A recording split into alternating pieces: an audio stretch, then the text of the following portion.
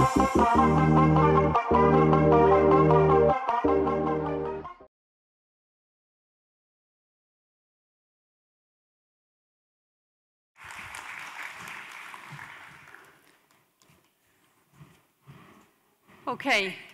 honored to be here, and thank you for AI and Mr. Tomislav for the invitation.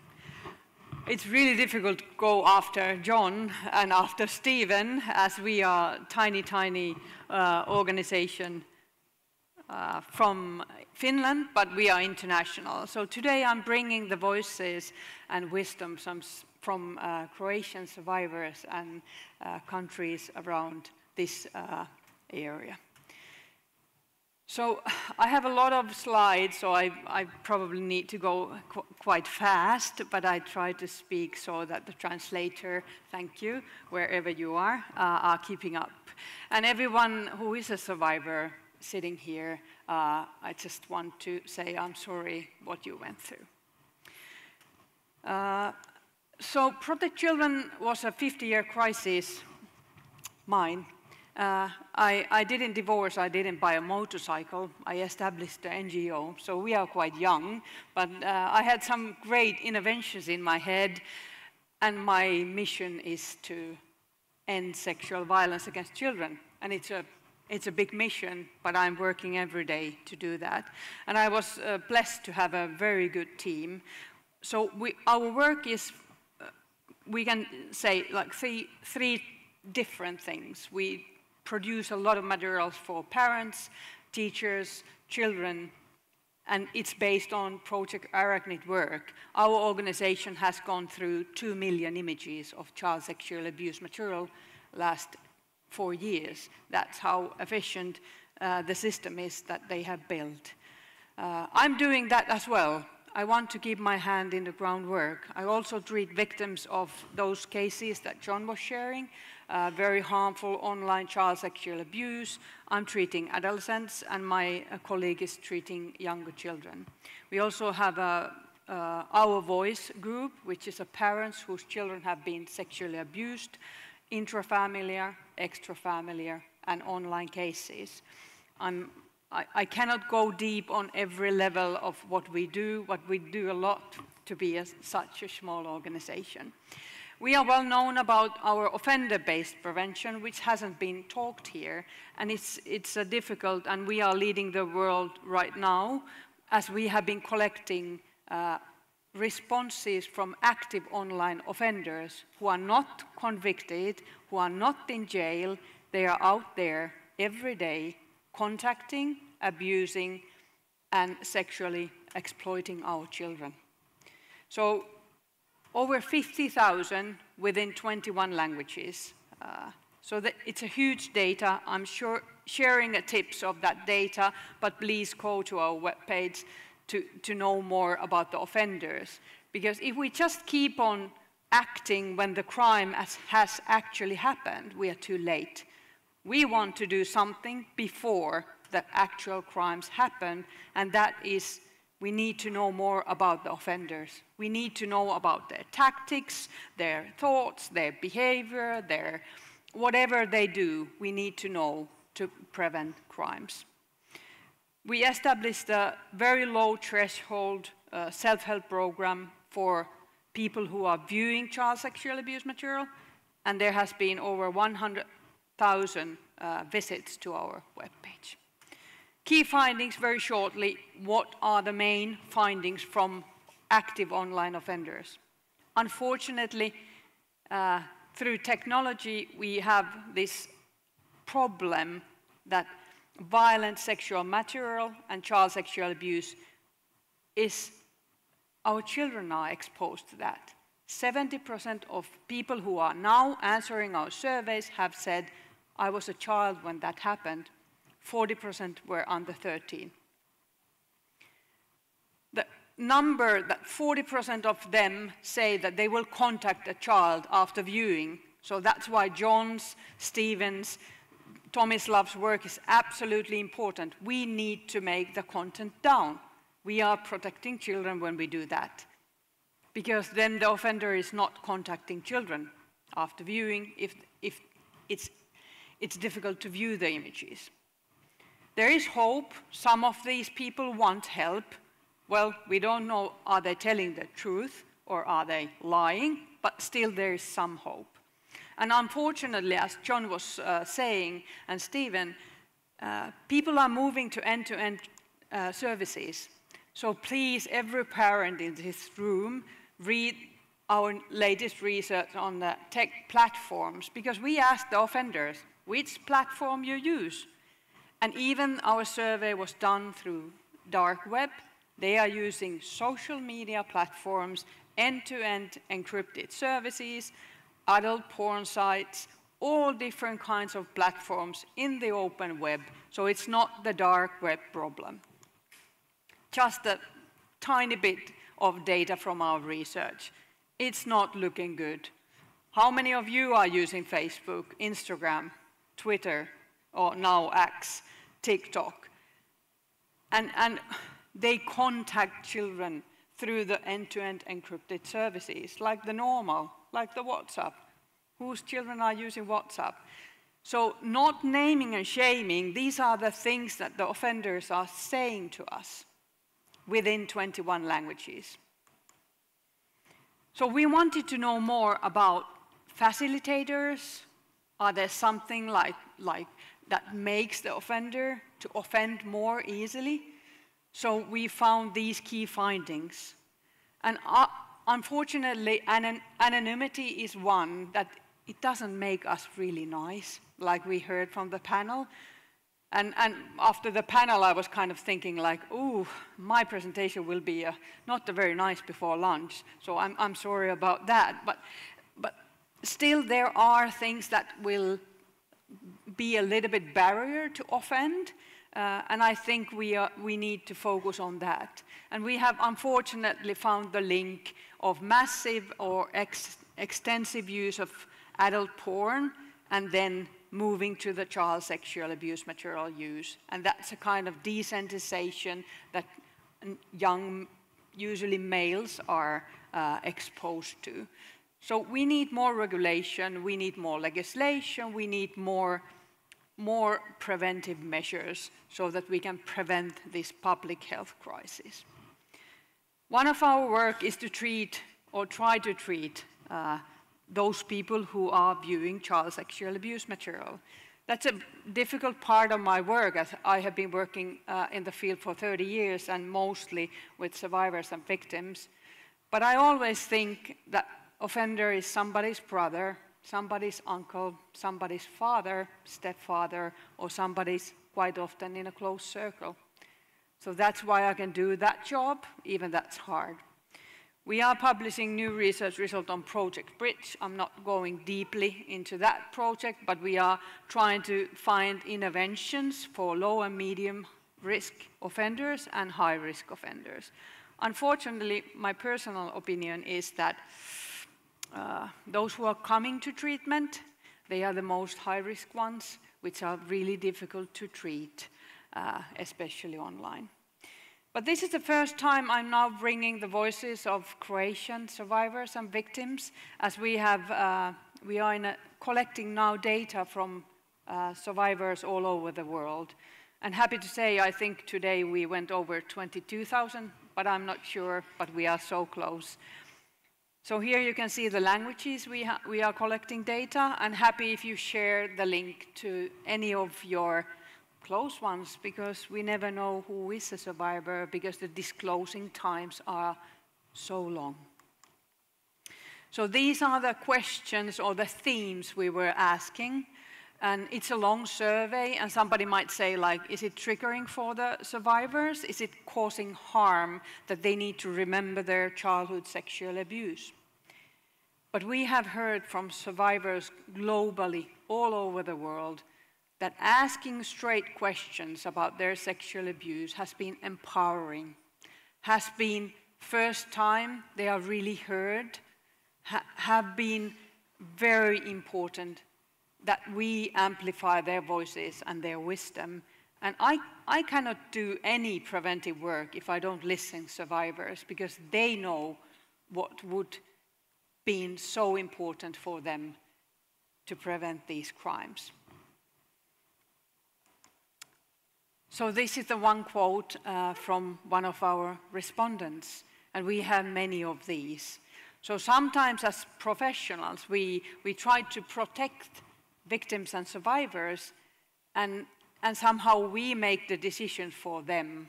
And we shouldn't do that because there are millions of survivors who haven't disclosed. So this is a global data, and when I check the Croatian data, and also from this area, like the area of Slovenia and Slovene language, it's a little bit different. But unfortunately, we are talking about trusted circle, which is quite often the case, that the offenders are somebody close. So this is a global age of respondents. So you can see that, of course, quite often people are ready to talk when they are older. And that's why we are doing this, because we want the abolition of the statute of limitation, because the legislation is quite often limited. So after certain years, you are not able to report anymore. So you don't get justice if you have been a survivor of sexual abuse as a child.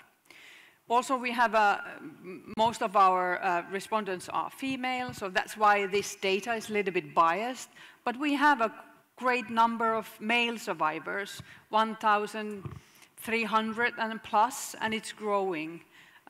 So we have a quite good insight also from male survivors. And here is a clip of what they say. And this is kind of, I think these two quotes were the most important reflections of the male survivors, so that we don't forget that it's very taboo for male survivors to go forward and disclose. I'm treating male survivors, I'm treating female survivors, and I think the fear of being the narrative that if you have been sexually abused, you will become a perpetrator, that's a wrong narrative, because the boys, most of them do not never disclose. So I think that's very important to also highlight the male survivors. So this is the first time I'm talking about this data. We haven't shared this. And the more data we get in, we will do with Tomislav a really good report to make sure your politicians and your government is doing more. And this is our main goal, that we will go to every country, share the data that we have been collecting from your country and making change. So we don't do research just for research. We do research for action.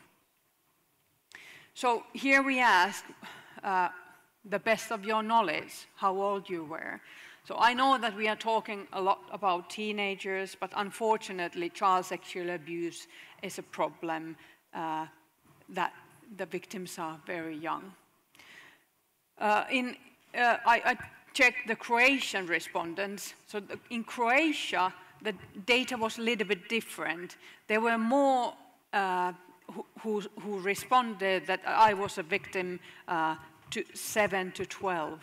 So that's a little bit different than the global data or this data from 3 language areas. So what happened? And unfortunately, we Scandinavians, we just use the language that it's so, when you read it, you don't really want to read it, but we asked the survivors like, what kind of sexual abuse they were happened to them. So of course, this is important to acknowledge that quite often offenders use tactics so that the child is not, how do you say, it's difficult to say, but so that they don't get caught.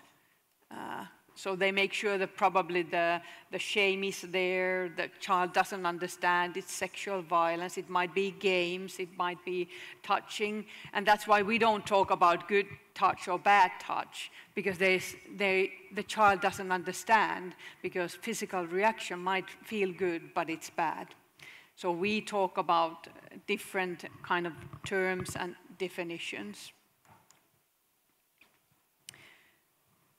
So this is unfortunate that what happens to children, we call them, definition is adverse childhood experiences. So when somebody close to them are abusing them, they have the inner feeling that they are not worth of loving, they are not worth of care, and that leads to the re-victimization. So quite often it's not one occasion, it's over generational trauma, it's re-victimization and victimization, all different kinds of violence. So we also asked how long the sexual abuse lasted. And here you can see it's not just one occasion, it's a continuum more than just the one occasion of sexual violence. And I'm sorry the data is very sad, but there is hope and we can do and make a difference.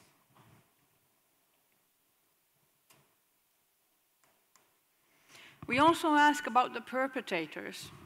So this country area, there were some differences to the global data.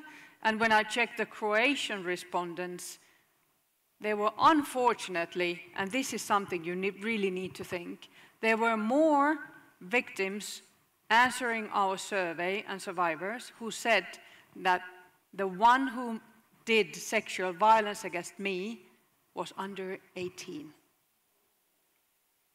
So we are seeing the huge increase of peer-to-peer sexual violence. And this is something we need to act before it gets even worse. And I'm collaborating a lot with the law enforcement with my new role at the Interpol sub-chair. So what I'm hearing, the percentages of young people, mostly male, who do sexual violence against their peers is increasing. I don't know why, we don't know the reasons.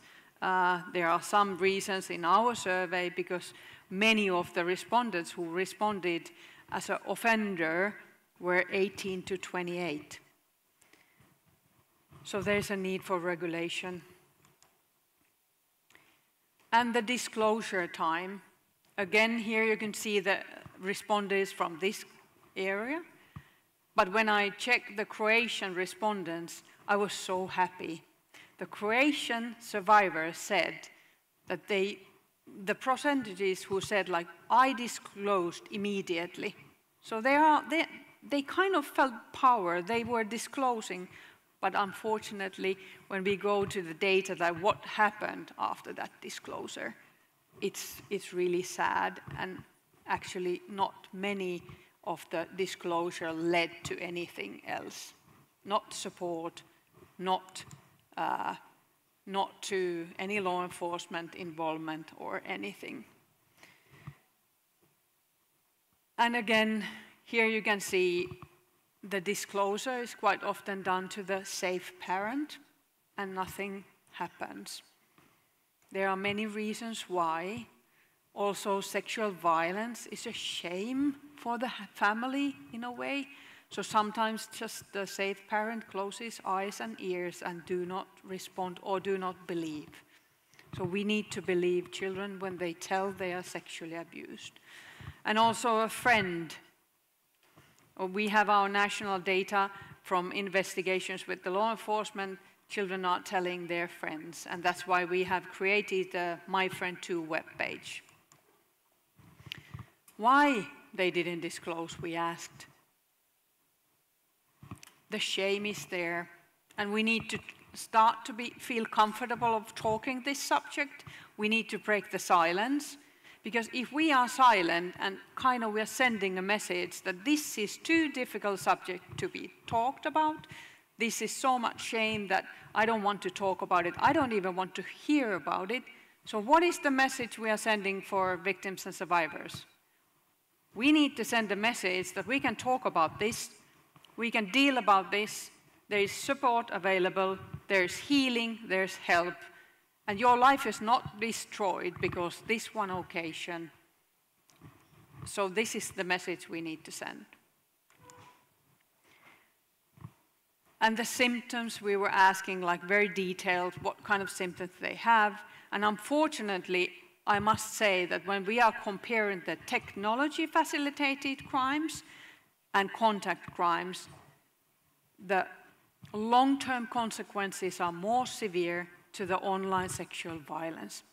And those reasons John and Stephen shared, if there is images taken during the online child sexual abuse, it's a long-term trauma. It's trauma that keeps on traumatizing.